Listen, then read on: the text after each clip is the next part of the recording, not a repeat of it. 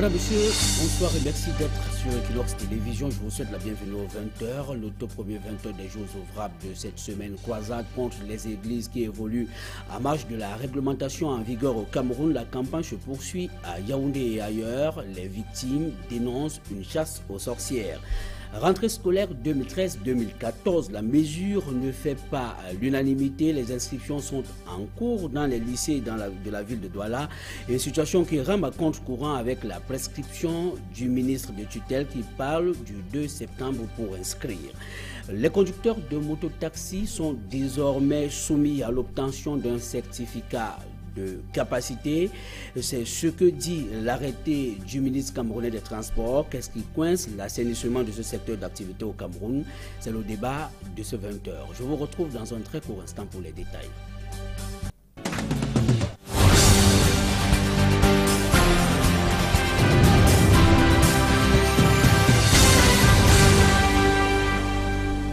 Bonsoir Faltus et merci de nous retrouver sur le 20h. C'était prévisible, la route qui dessert l'école normale supérieure de l'enseignement technique de Douala-Ndokbon est finalement coupée en deux. L'incident emporte le mur d'une mini-cité de 27 chambres.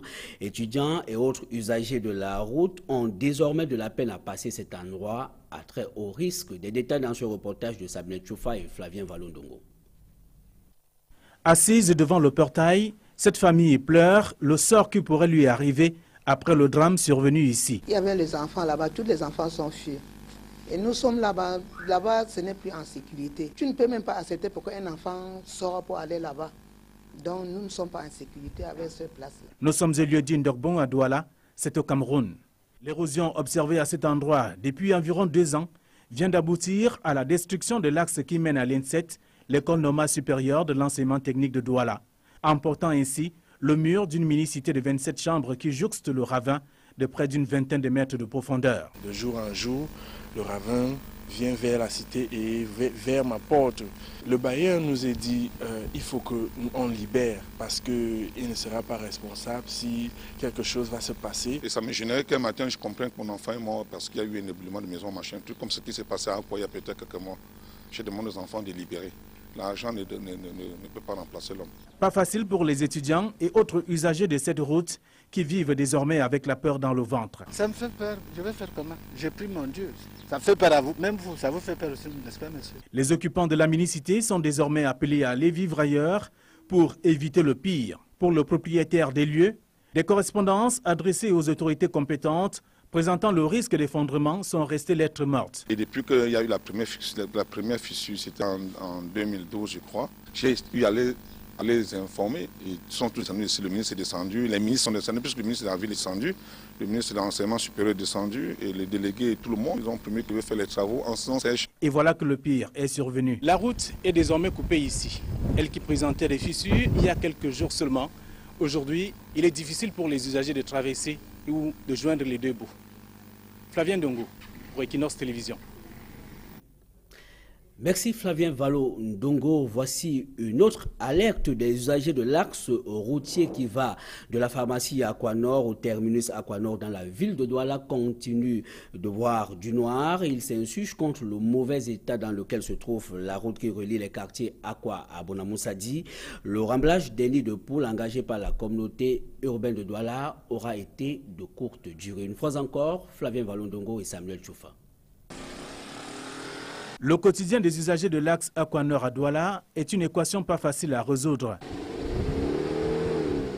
Vous-même voyez l'état de la route. Ça, c'est une route, ça. Depuis 6 heures que nous sommes dans l'embouteillage comme ça. Là. Aquanor, à cause de l'embouteillage, à cause du goudron, vous ne voyez pas. Ça me gêne pour rouler parce qu'il y a les trous et c'est gâté. Le calvaire dure depuis des années sous le regard muet de la communauté urbaine de Douala, malgré des fonds alloués pour la cause. Il faut que ça s'arrête. Ça, c'est trop.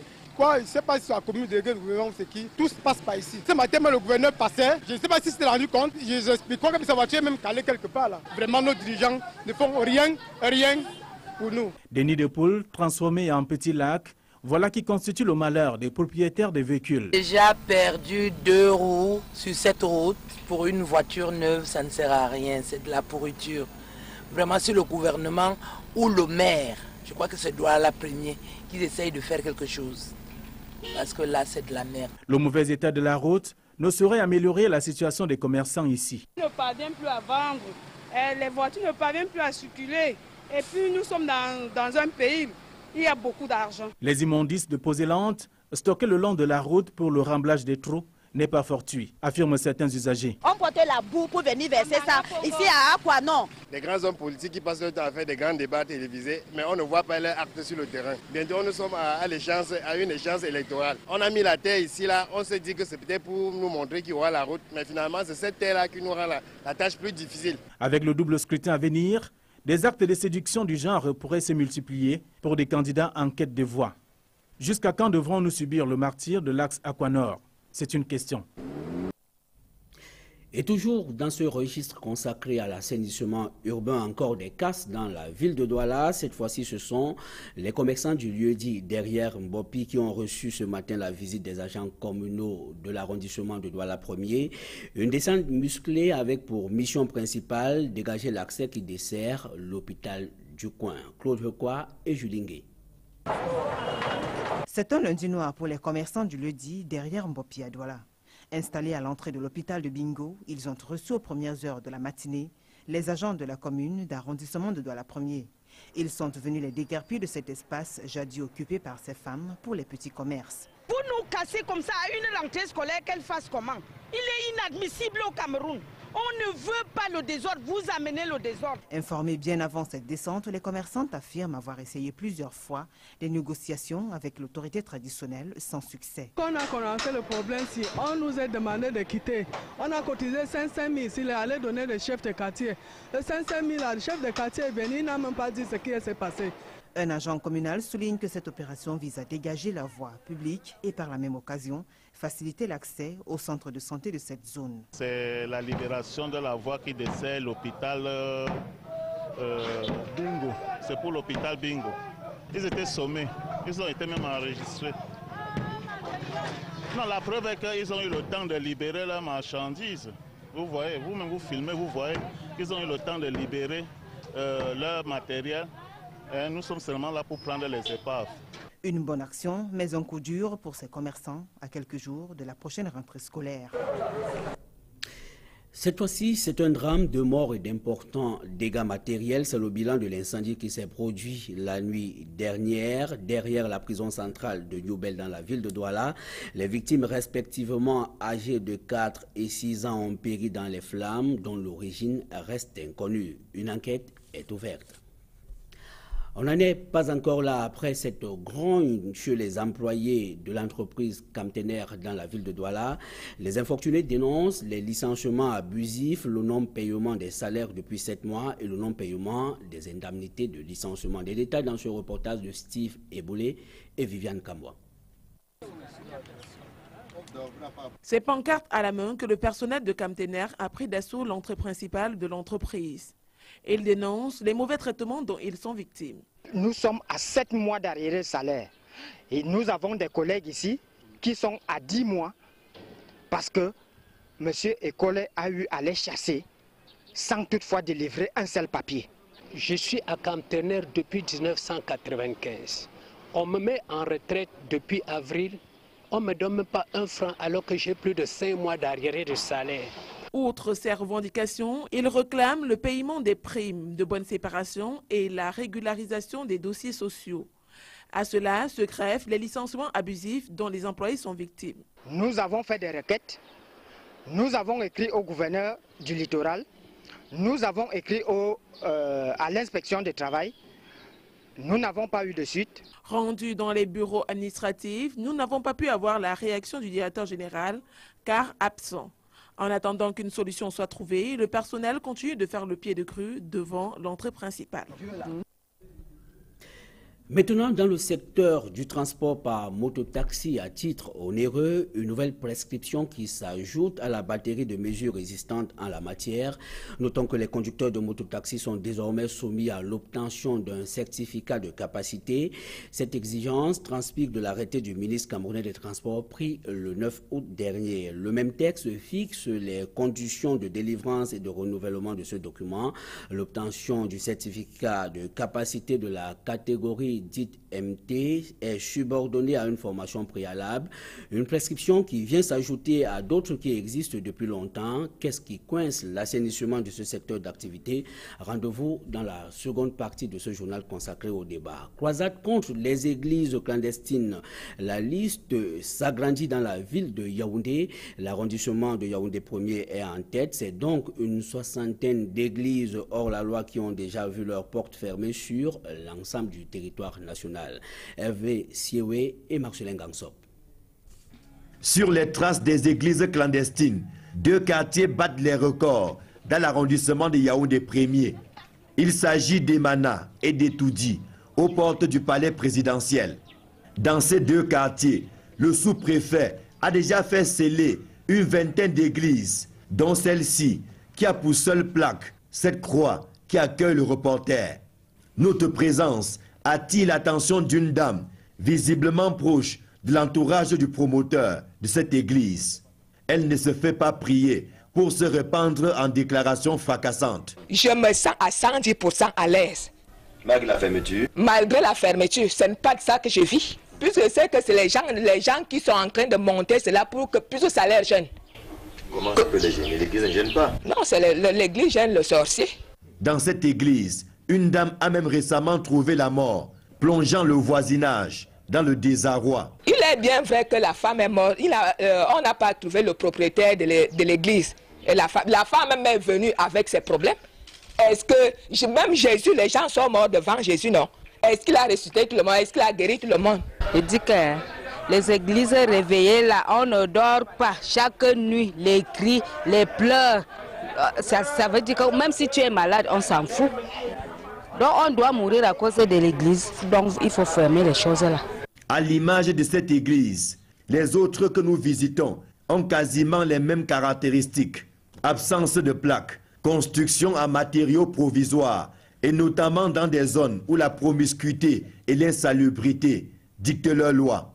Pas besoin d'être du milieu pour comprendre que ces congrégations religieuses sont effectivement entretenues par des vendeurs d'illusions et autres utopistes, déguisés pour la circonstance en ministres de culte, non pas pour affermir la foi des fidèles, mais plutôt pour se faire du beurre sur le dos de pauvres citoyens.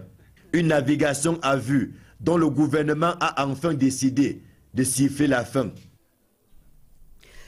Et pour des observateurs, cette campagne lancée à travers l'étendue du triangle national pourrait être interprétée comme une violation grave à la liberté de culte. Seulement, pour le gouvernement camerounais, il n'en est rien, ce n'est pas une chasse aux sorcières. Issa Tiroma Bakari, le ministre camerounais de la communication, précise qu'il s'agit tout simplement d'une opération de régulation qui vise à ramener les uns et les autres sur le chemin de la légalité. Une fois encore, Hervé Siewe et Marcelin Gangsop. Le tableau confessionnel légal fait état de 47 associations religieuses dûment autorisées à fonctionner au Cameroun. Les dernières autorisations du président de la République remontent en 2009. C'est dire que depuis cette date, toutes les églises qui écument nos villes et villages émergent dans la clandestinité et donc dans l'illégalité, bénéficiant simplement du régime de la tolérance administrative.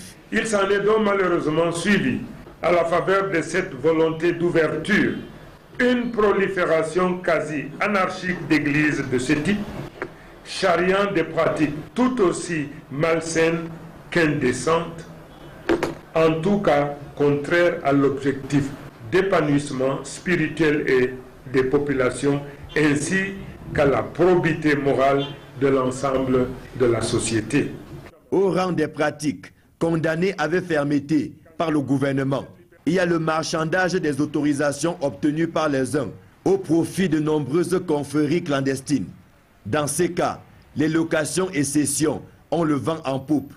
Il y a aussi des cas patents d'extorsion de fonds à des personnes désespérées, des nuisances sonores et tapages diurnes et nocturnes, des atteintes à la pudeur publique et privée, la déstabilisation de la structure familiale et autres activités dangereuses, conduisant même dans certains cas à la mort des fidèles. Maintenant que nos populations se plaignent contre le comportement indécent, bruyant, inacceptable, à ce moment-là, le gouvernement s'est engagé à assainir toute église qui se situerait en marge des lois de la République se verrait probablement réduite au silence. Pour le gouvernement, il ne s'agit ni plus ni moins que d'une activité d'assainissement et de régulation. Rien à voir avec une quelconque chasse au ministre de culte, promoteur de ces églises dites de réveil, comme le soutiennent certains médias occidentaux.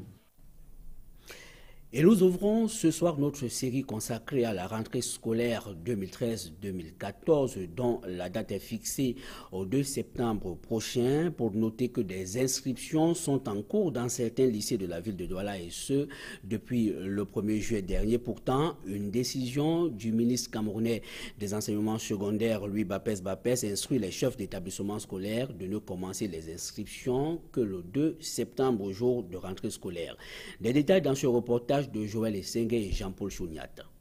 Le ministre des enseignements secondaires, Louis Bapès, a fixé le début des inscriptions au 2 septembre 2013, jour de rentrée scolaire au Cameroun. Mais au lycée de Bépanda, les inscriptions sont en cours selon ce planning, à savoir la première vague du 1er juillet au 7 août et la deuxième du 26 août jusqu'à la fin du mois en cours. Et c'est tout le contraste avec le lycée de la Cité des Palmiers, où selon le proviseur, aucun élève n'a été jusqu'ici inscrit. Le scénario est identique au lycée bilingue de Deido. Une note affichée prévoit le début des inscriptions à partir du 3 septembre, selon ce calendrier détaillé. Au lycée de Bépanda, aucune inscription n'est prévue les 2, 3 et 4 septembre. Des observateurs se demandent si les chefs d'établissement n'ont-ils pas violé la décision du ministre des enseignements secondaires. Tous les lycées sont toutefois fort belles. Les cours seront effectifs et impératifs le 2 septembre à 7h30. La majorité des parents ne sont toujours pas fixés si la décision de Louis Bapès concernerait uniquement l'inscription des anciens élèves ou alors le recrutement des nouveaux.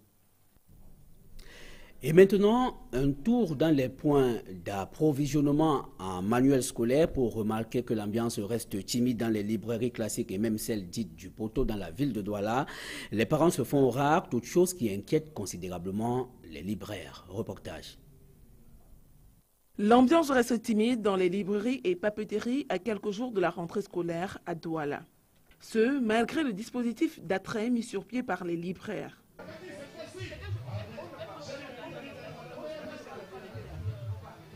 Dans cette librairie située au lieu-dit Douala-Bar, la tenancière avoue que les bonnes affaires ne sont pas encore au rendez-vous. Je peux dire qu'il n'y a pas encore l'ambiance. Nous attendons toujours les parents. C'est comme s'il n'y aura même pas la rentrée. Ils demandent les prix partent parce qu'il n'y a pas l'argent pour acheter. Passe tout doucement. Pour le moment, il n'y a pas encore vraiment l'affluence. Même son de cloche chez les vendeurs de livres du poteau. Ici, pas l'ombre d'un parent. Une absence qu'ils tentent de justifier tant bien que mal.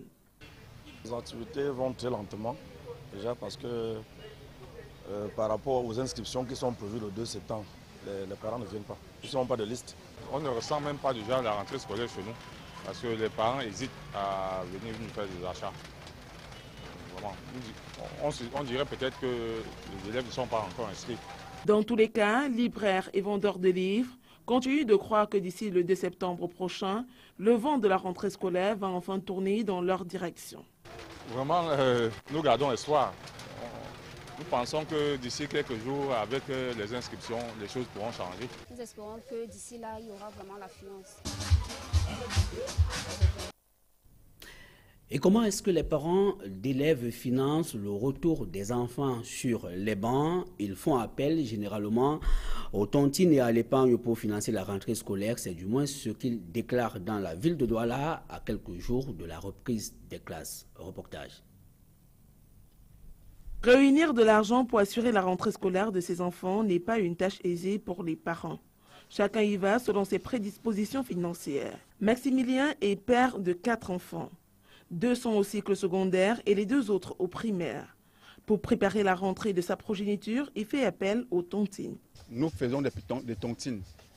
Et au niveau des tontines, après 6 mois, 7 mois, la période aussi, on nous donne donc des cotisations, des fins de tontines. Et c'est avec ça que nous faisons des achats pour les rentrées scolaires.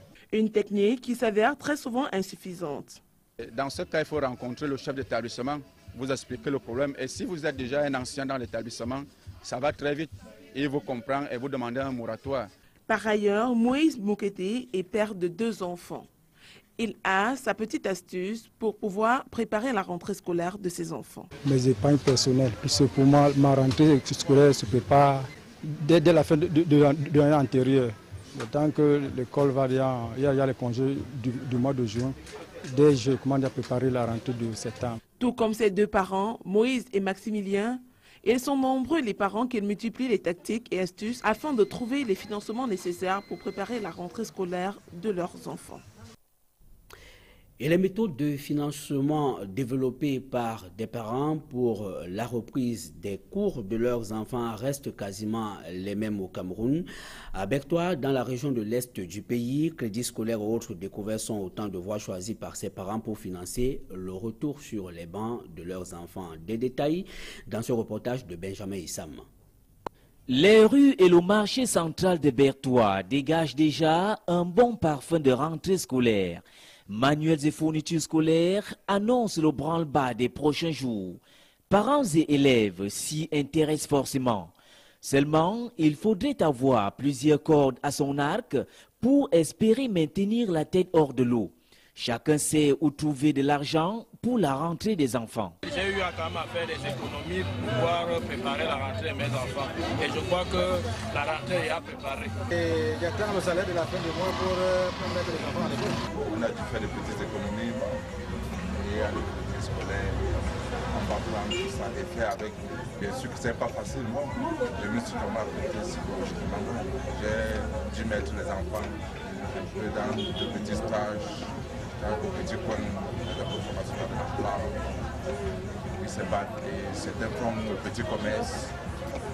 Beaucoup de parents ont opté pour un découvert ou un crédit scolaire dans une banque ou une microfinance de la ville de Bertoua.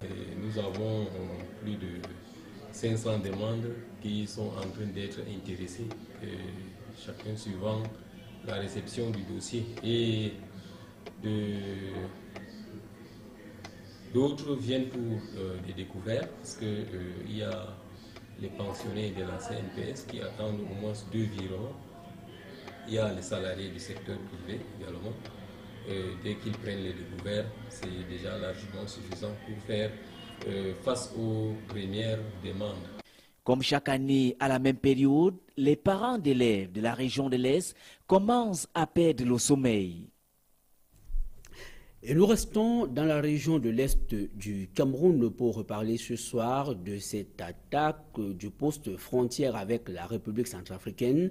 Une attaque qui a coûté la vie à un officier de la police camerounaise. Notons que la dépouille de Félix Dalé Ngando a été ramenée à Bertoua puis transférée à Yaoundé avant d'être remise à sa famille. Une fois encore, Benjamin Issam.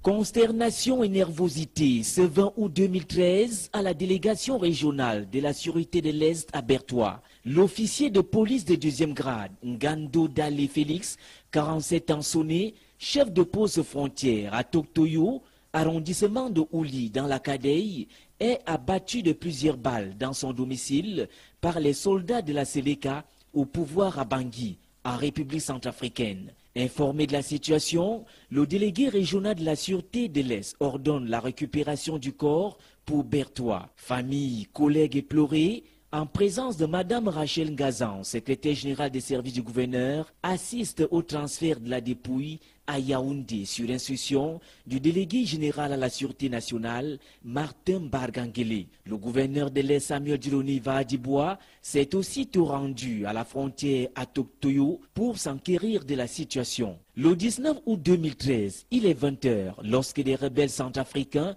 s'introduisent au domicile de l'officier de police situé non loin du poste frontière de Toktoyo. Ils sont lourdement armés de Kalachnikov. Ngando Dalé Félix tente de se réfugier dans ses toilettes, mais il est très vite rattrapé par des assaillants qui le criblent de balles. L'attaque survient après une altercation que les gendarmes ont avec les rebelles à la frontière.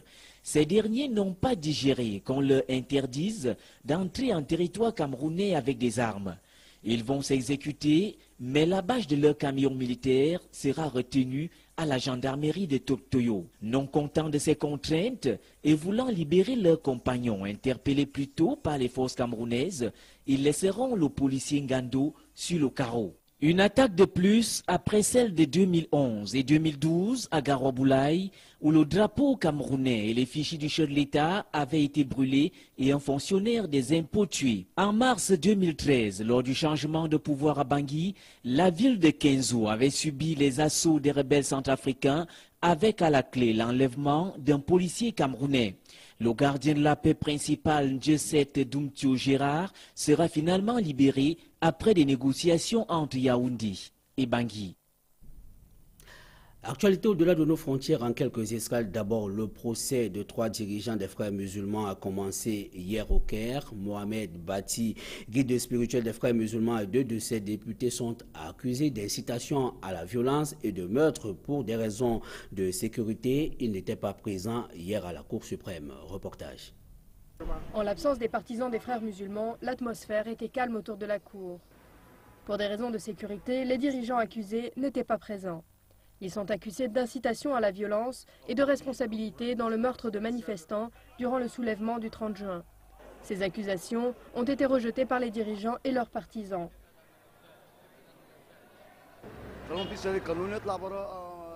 Les dirigeants des frères musulmans sont responsables de toute la violence et de toutes les tueries de ces derniers mois. Ils ont donné les ordres. Ils doivent être sévèrement punis. Nos dirigeants sont des détenus politiques. C'est contre les droits de l'homme et ces accusations sont une farce. Il n'y a aucune preuve. Si la justice est juste, ils seront acquittés. Mais elle ne l'est pas. C'est politisé. La défense a plaidé non coupable pour les meurtres de manifestants durant les manifestations du 30 juin. Le cas a été ajourné au 29 octobre pour que la défense ait le temps d'étudier le cas. Le cas n'est pas solide. Il n'y a aucune preuve que les accusés ont incité à la violence, ni que les armes trouvées par un officier de police appartenaient bien à mes clients. Selon l'avocat, les dirigeants des frères musulmans Mohamed Badi et Khairat Al-Shater seront autorisés à assister à la prochaine session le 29 octobre. Au même moment, l'ancien président Hosni Moubarak assistait lui aussi à son procès à l'autre bout de la ville. Les 2 cas devaient être jugés dans le même tribunal, mais pour des raisons de sécurité, celui de Moubarak a été déplacé. Et toujours en Égypte, depuis le début des troubles dans ce pays, de nombreuses nations interdisent à leurs ressortissants de faire le déplacement de ce pays. Beaucoup de nations occidentales préparent même des plans de contingence d'urgence pour des évacuations. Reportage. Demander au père Douglas May pourquoi il reste en Égypte, c'est comme lui demander pourquoi il reste prêtre de l'église catholique romaine. Je suis accro, c'est difficile de l'aimer. Comme une cigarette, elle vous fait du mal, elle vous frustre, mais vous ne pouvez vivre sans. En tant que clerc chrétien dans un pays majoritairement musulman, le père May prend des risques. En effet, la violence sectaire dresse les fondamentalistes de l'islam contre les coptes égyptiens, dont les maisons et les églises ont été la cible des partisans de l'ancien président Mohamed Morsi. Prêtre catholique, né aux États-Unis et vivant en Égypte, May se voit doublement visé, par sa religion, mais également par sa nationalité. Les Égyptiens restent méfiants envers les Américains, en raison de leurs liens privilégiés avec Israël. Malgré les effusions de sang et les conflits régionaux qui déchirent le pays depuis plus d'un siècle, le père May reste convaincu que la paix est encore possible. Je pense que d'une certaine manière, les gens ont appris à vivre ensemble. Autre expatriée américaine, Barbara Comar partage cette vision de l'Égypte, même si elle n'a pas la même conviction religieuse. Femme célibataire, vivant seule au Caire, elle continue de donner des cours de chant privés aux étrangers. Son cercle d'amis lui permet de se sentir en sécurité. Je n'ai pas peur. J'ai vécu assez longtemps ici pour connaître les quartiers à éviter. Je n'y vais pas. Il se passe des choses terribles, mais je ne vais pas dans ces quartiers. En tant qu'observatrice extérieure, Barbara a sa propre opinion sur la situation politique. Elle soutient ceux qui ont renversé le premier président élu démocratiquement, Mohamed Morsi, mais pour elle, la seule manière de résoudre cette crise est le dialogue. Mon frère m'a posé des questions sur le sujet, mais je lui ai dit, comme je le veux dire, je sais rester en dehors des zones dangereuses. Et maintenant, en Syrie, notons que la communauté internationale reste divisée sur les scénarios adoptés vis-à-vis du régime de Damas. L'ONU attend évidemment beaucoup de l'enquête menée par ses observateurs sur les lieux de l'attaque supposée à l'arme chimique perpétrée la semaine dernière. Reportage. À peine sur place, les inspecteurs de l'ONU ont essuyé des tirs. En obtenant le feu vert du régime syrien hier, tôt ce matin, ils ont quitté leur hôtel pour rejoindre la Ghouta, en banlieue de Damas, là où a eu lieu l'attaque chimique contre des civils. Une mission difficile, alors qu'ils doivent recueillir des preuves pour déterminer les coupables. Les inspecteurs sont encadrés par des hommes du régime. Les preuves, elles, pourraient avoir été détruites. Toute la Syrie attend la vérité. Le monde entier se sent concerné par l'usage d'armes chimiques. C'est pour cette raison que nous observons la Syrie aujourd'hui. Une semaine s'est écoulée depuis le massacre de la Ghouta. Les images des corps inanimés mais intacts ont provoqué une vive émotion partout dans le monde. La communauté internationale accuse Damas d'avoir franchi la ligne rouge en utilisant l'arme chimique. Le régime syrien dément et contre-attaque. Nous ne sommes pas en train d'essayer de nous défendre des accusations. Si oui ou non, nous avons utilisé des armes chimiques. Nous vous assurons que nous ne les avons pas utilisées. Mais ce que nous pouvons vous dire en revanche, c'est que ces armes chimiques ont été utilisées par des groupes armés terroristes et nous pouvons vous en apporter la preuve. Arrivée à Damas ce week-end, la haute représentante des Nations Unies pour le désarmement, Angela Kane, porte sur ses épaules la lourde responsabilité de l'enquête. S'il est prouvé que l'armée régulière syrienne est bien à l'origine d'une attaque chimique, tout est possible, même une intervention militaire occidentale. La décision n'est pas encore prise. Ce qui paraît maintenant évident, avec toute une série de témoignages convergents, c'est ce que j'ai appelé le massacre chimique. Ce qui est évident aussi, c'est que ce massacre a pour origine le régime de Bachar el-Assad. Après 2 ans de guerre civile, qui a déjà fait plus de 100 000 morts, le régime syrien vacille face à la menace occidentale, même si ses alliés, l'Iran et la Russie, s'opposent fermement à toute ingérence étrangère. Et du sport, basketball pour refermer la première partie de ce journal Afro-Basket d'Abidjan 2013, c'est en Côte d'Ivoire. Les Lions de la balle orange sans trembler se sont qualifiés pour les quarts de finale en venant à bout du Mozambique 75-42. Notons donc que le Cameroun va être opposé à la Côte d'Ivoire qui vient d'humilier il y a quelques instants seulement le Burkina Faso par un score de 100 contre 60. Le match va se jouer au Palais des Sports de Stretchville. Au sujet des barrages du championnat d'Afrique des Nations 2014, notons que le Congo a battu le Cameroun 1-0 cet après-midi à Garoua. Le Congo prend une option avant le match retour prévu dans 2 semaines à Lumumbashi. Madame, Monsieur, je vous propose maintenant de nous retrouver dans la seconde partie de ce journal consacré au débat.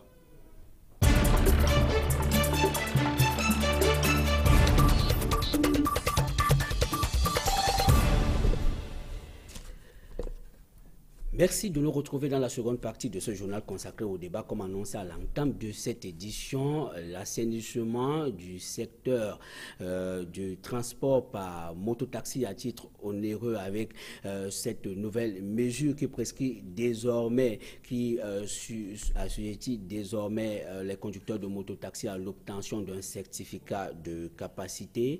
Et pour en parler ce soir, nous avons un acteur sur le plateau de 20h, Ferdinand Fongang. Bonsoir. Bonsoir mon cher, je voudrais dire bonsoir. Voilà, merci d'avoir accepté ce rendez-vous. Vous êtes du GLASMOTA qui est un groupement des associations et autres syndicats du secteur des mototaxis. Déjà, comment est-ce que vous appréciez, comment est-ce que vous accueillez cet arrêté du 9 août qui arrive en application avec le décret du Premier ministre de décembre 2008 qui exige aux conducteurs de mototaxis à titre onéreux le certificat de capacité? Je vais avouer que ça vient tomber sur la tête des mototaximens comme un fardeau de plus, parce que il y a des décennies qu'on parle, n'est-ce pas, de la réglementation du secteur d'activité et les voies et moyens tracés par l'ensemble du gouvernement jusqu'aujourd'hui, depuis la naissance de l'activité, n'a jamais pris corps effectivement. Si aujourd'hui le ministre des Transports revient sur le processus de la capacité, moi je me demande, est-ce que les gens prennent l'action, n'est-ce pas, gouvernementale avec toutes les précisions tracées par le chef de l'État. Parce que le 10 février dernier, il a si bien dit, le conducteur de moto-taxi devrait être formé. Mais la formation précise, selon, n'est-ce pas, les déontologies de notre pays, est statuée sur le principe du code de la route. Et pour parler, n'est-ce pas, du code de la route, il s'agit, n'est-ce pas, du permis de conduire. Il ne s'agit pas d'une capacité. Ça veut dire que c'est 2 poids, 2 mesures. C'est-à-dire que la capacité, comme vous l'entendez au terme de cet arrêté du ministre camerounais des Transports, renvoie à quoi? À la connaissance de la zone d'activité du conducteur de mototaxi. Et pourquoi vous estimez que c'est une mesure de trop alors qu'on sait qu'aucune mesure prescrite pour l'assainissement de ce secteur, comme vous venez de dire, n'est encore respectée jusqu'ici? D'autant plus que, M. Mahor, la simple chose par rapport à la réglementation de l'activité prescrit ceci. Pour être conducteur de moto-taxi, qu'est-ce que vous deviez faire? La première chose qui est prescrite, n'est-ce pas, dans cet arrêté donné par le Premier ministre depuis le ciel des temps, 1975, je vais même vous le dire, dit que vous devrez aller vous inscrire dans un registre communal. À partir du registre communal, vous allez bénéficier, n'est-ce pas, d'un gilet d'identification porté par le numéro attribué par votre maire de commune. Et c'est par là qu'on vous identifie comme un conducteur de moto-taxi. Parce qu'aujourd'hui, quand on voit une moto passer sur une route, on qualifie de moto-taxi. Surtout que s'il n'est pas présente des qualités un peu désavouées, on le qualifie directement de moto-taxi. Voilà la raison pour laquelle. Mais est-ce que les mesures sont prises d'une manière réelle à transformer toute personne à faire activité moto-taxi? Lorsque vous dites que les mesures sont prises de manière réelle, qu'est-ce que vous entendez par là? Mais quand je dis mesures prises, ça veut dire que les textes que nous avons pris pour régulariser le secteur de moto-taxi, parlant, n'est-ce pas, de l'ENEA 1 jusqu'à l'ENEA Z, devait être mise en application, y compris même ce processus, n'est-ce pas? Oui, mais qu'est-ce qui coince donc sa mise en application? Est-ce que la mise en application de ces nombreux textes, de cette batterie de normes ne trouve pas échec à cause de l'absence d'une réelle volonté des principaux acteurs à qui est-ce que ces textes s'adressent? Je vais vous avouer tout simplement. Il y a une opération, notamment dans le département du Vouri, dans la ville de Douala, qui avait été lancée sur l'identification des conducteurs de mototaxi. Cette opération n'a pas prospéré jusqu'ici. Je vais vous avouer tout simplement que c'est la volonté politique. Parce que quand la politique, n'est-ce pas, générale d'un pays est assainie, toute chose va dans les normes. Le secteur de mototaxi n'est pas un secteur hors des autres. Moi, je pense que la volonté des mototaximens voudrait que le secteur même soit assaini pour qu'ils se sentent à l'aise. Regardez le simple fait que les motos n'ont pas de plaque d'immatriculation. Mais pourquoi est-ce que les conducteurs n'acceptent pas l'identification qui était un préalable jusqu'ici? Ce n'est pas le problème des conducteurs de mototaxi. Je vous dis que si sur une tribune comme celle-ci, plus d'un millier de Camerounais passent pour se faire entendre disant qu'ils sont des responsables de mototaxi, qu'est-ce que vous allez dire? Même des responsables qu'on connaît de toutes les autres chapelles. J'ai vu quelqu'un sur le même tableau où je suis et que je connais comme un politicien depuis sa carrière longtemps parler, n'est-ce pas, des mototaxis. Et quand il évangélise les gens, il n'a plus sur lui que ça pas de Bible fabriquée par lui-même. Moi, je pense que s'il faut qu'on assainisse un secteur qui engorge plus de 70% des Camerounais, il faut prendre, n'est-ce pas, du tact et laisser que les acteurs qui y font... Plus de 70% des Camerounais, c'est un peu excessif. Non, ce n'est pas excessif. Regardez la ville de Douala. Si vous pouvez me témoigner que dans la ville de Douala, nous ne prenons pas plus de 70%, c'est que vous n'avez pas fait des évaluations. Nous avons fait des évaluations et nous connaissons que la ville de Douala est la plus grande ville du Cameroun. Personne ne peut dire le contraire. Donc, en fait, pour parler des mototaxis, ils devaient laisser que les personnes qui évoluent dans le secteur puissent le faire mieux et bien, parce que du jour au lendemain, depuis 12 ans, moi-même, Fongan, je suis au suivi, n'est-ce pas, de ce processus et je propose des alternatives, comment faire pour lever l'équivoque sur les différents fléaux qui se trouvent dans ce secteur. Est-ce que vous militez pour une répression un peu plus acerbe des pouvoirs publics pour pouvoir assainir ce secteur? Est-ce que vous aimeriez que les pouvoirs publics tiennent le bâton pour taper sur tous les conducteurs pour qu'ils respectent toutes les prescriptions en la matière? Monsieur Mahor, la chose est simple. Dans une république comme les nôtres, où nous sommes régis par les lois et règlements. Nous devons suivre les textes. Il n'y a pas un Camerounais plus que l'autre. Nous pensons que en donnant, n'est-ce pas, un sens de réglementation normale, déjà pour nos rues et routes du Cameroun, il est dit que évoluer en tant qu'un conducteur de véhicule sur une voie sans permis de conduire est une activité dangereuse et condamnable. Tout à fait. C'est la loi camerounaise. Ne reste que ceci permet que tous les clans d'eau qui font, n'est-ce pas, l'activité puissent disparaître. Avoir un véhicule sans, n'est-ce pas, le port de plaque d'immatriculation, c'est déjà une activité dangereuse. Donc, ne reste que ceci suffit pour qu'on extrait, n'est-ce pas, de cette activité tous les brebis galeuses. Il ne suffit pas tous les jours créer les mécanismes, ceci et ça, on va fermer, on va limiter, n'est-ce pas, l'importation, on va, n'est-ce pas, payer la capacité, et tout ceci qui va permettre l'importation, c'est assainir l'activité. Je pense que la chose est simple, qu'il faut s'articuler là. Les mototaximens sont les volontaires, comme a dit le président de la République, au soutien, n'est-ce pas, des normes de cette République. Et puis, je pense que si on s'attelle sur le principe de la formation, c'est quelque chose de réel et rien ne doit échapper au gouvernement pour l'assainissement. Alors, vous parlez de formation. Devrait-on considérer que le certificat de capacité est une exigence de plus? Une exigence de trop. Pourquoi? Parce que sur cette réglementation, nous avons prévu que la formation réelle devait se statuer sur le permis de catégorie A. Ce n'est pas d'aujourd'hui. Depuis le ciel des temps, pour être conducteur de moto-taxi, il faut avoir le permis de catégorie A. Si on vient adjoindre, n'est-ce pas, à cette permis de catégorie A, un certificat de capacité, or, dans les normes, en fait, dans certaines postures, ils disent que nous devons exister dans les périphéries. Hein? Prenons le cas, n'est-ce pas, de la ville de Douala, où on a fait les délimitations.